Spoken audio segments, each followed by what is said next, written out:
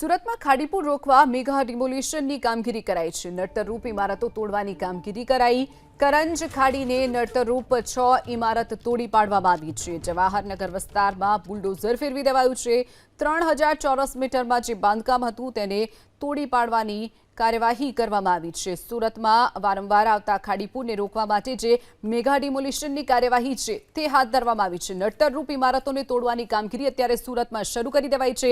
કરંજ ખાડીને નડતરરૂપ 6 ઇમારતો તોડી પાડવામાં આવી છે। જે દ્રશ્યો આપ જોઈ રહ્યા છો જવાહરનગર વિસ્તારના સુરતના આ દ્રશ્યો છે જ્યાં 6 ઇમારતો તોડી પાડવામાં આવી છે। મેગા ડિમોલિશન હાથ ધરવામાં આવ્યું છે। 3000 ચોરસ મીટરમાં આ બાંધકામ કરી દેવાયું હતું જેને તોડી પાડવામાં આવ્યું છે।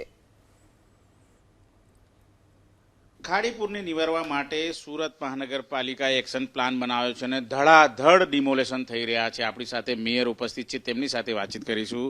આપ જણાવો, ખાડીપુર સમસ્યા નિવારવા માટે કયા પ્રકારનો એક્શન પ્લાન? સુરતમાં થોડા દિવસ પૂર્વ એક સાથે મોન્સૂનનો 33% વરસાદ 2 દિવસમાં પડી ગયો હતો। એના હિસાબે ઘણી જગ્યાએ ખાડીપુર આવ્યા હતા। આદરણીય પાટીલ સાહેબના અધ્યક્ષસ્થાને ખાડીપુરને લઈને તમામ વિભાગોની એક બેઠક કરવામાં આવી હતી અને ત્યારે પાટીલ સાહેબે સ્પષ્ટ સૂચના આપી હતી કે ખાડીની કાંઠે ને ખાડીમાં જે કોઈના મકાનો હશે એને તાત્કાલિક દૂર કરવાની એક સૂચના આપી હતી। ત્યાર પછી મહાનગરપાલિકાએ એક એક્શન પ્લાન બનાવ્યો। એક્શન પ્લાન બનાવવાનો તમામ લોકેશન જે ખાડીને એન્ક્રોચમેન્ટ હતા એ ટ્રેસ કરવામાં આવ્યા। તમામ ઝોનમાં એક સાથે અત્યારે જ્યાં જ્યાં ખાડીનું એન્ક્રોચમેન્ટ છે ત્યાં અત્યારે ડિમોલિશનનું કામ શરૂ છે।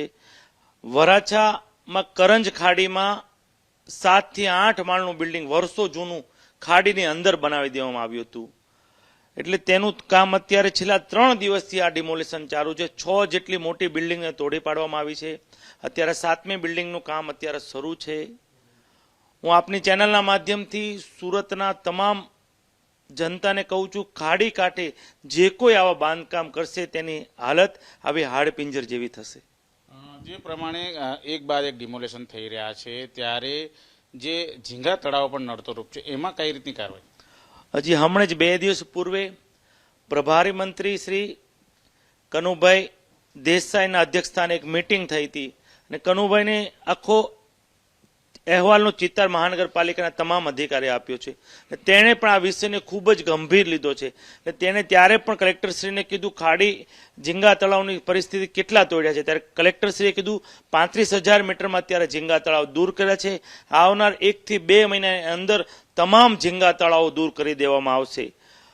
અને કનુભાઈ દેસાઈએ એ પણ કીધું છે કે આવનાર સમયમાં રાજ્ય સરકારમાં પણ એક મહાનગરપાલિકાના પદાધિકારીઓ, ધારાસભ્યશ્રીઓ, સાંસદશ્રીઓનું એક સેક્રેટરી સચિવ સાથે એક મિટિંગ ગોઠવવામાં આવી છે। એટલે આવનાર સમયમાં અત્યારે ખાડીને લઈને સુરત મહાનગરપાલિકા અમારું શાસક પક્ષ ખૂબ જ ગંભીરતાથી આ વિષયને લઈ રહ્યું છે અને આવનાર સમયમાં ખાડી પર નહીં આવે, આવનાર સમયમાં મોટા ગાળાના કયા કામ રાજ્ય સરકાર દ્વારા થાય તે માટે આ વીકમાં આવતા વીકમાં એક મોટી મિટિંગ થઈ રહી છે।